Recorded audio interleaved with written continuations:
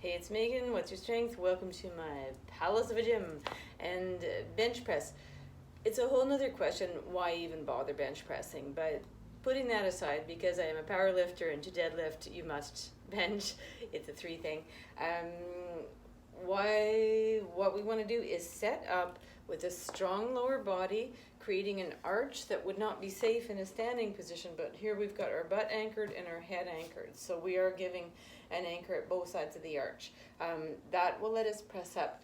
This kind of elaborate interplay of a system means that we've got to have safeties, something that will prevent us from being seriously injured or perhaps even killed if the bar comes down, surprisingly.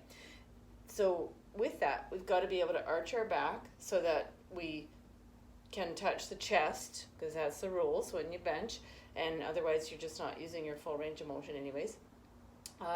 Do remember that you need to fix your safeties to the post somehow, because it can happen that the bar path will slip and then all of a sudden, whoops, your safeties weren't actually keeping you very safe. At any rate, once we arch the back, another nice aspect of that is, well, it's working the upper back mobility, which we all need. Anyone who's ever sat at a desk in their entire life or sent a text, right? Also, shoulders in a safer position. So this is about the most challenging thing for a shoulder. Horizontal push isn't bad, but if you get that arch, you're actually on a little bit of a decline push. So altogether, it kind of works out nicely as a system. To get there, we're going to do a little bit of a fussy setup at first. Once we know where the bar should go, and usually that's just beneath the crease in your wrist is a nice place to start. You're gonna get yourself solid, set your breath, your brace, pull it in, actively roll that bar into you. It's got to pause there for a moment if you do compete until a judge says press. So touching, well, just beneath the nipple line basically usually.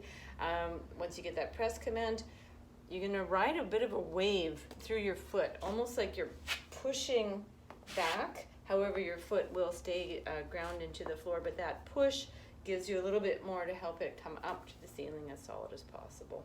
Let's have a look and see how that goes. So again, a little bit of a setup routine here. Pull those shoulder blades down into the bench. One foot, other foot, screw in. As we lift the bar here, that's when your butt drops.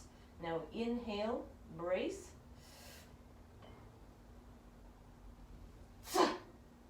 And again, that brace is a solid row in after you brace.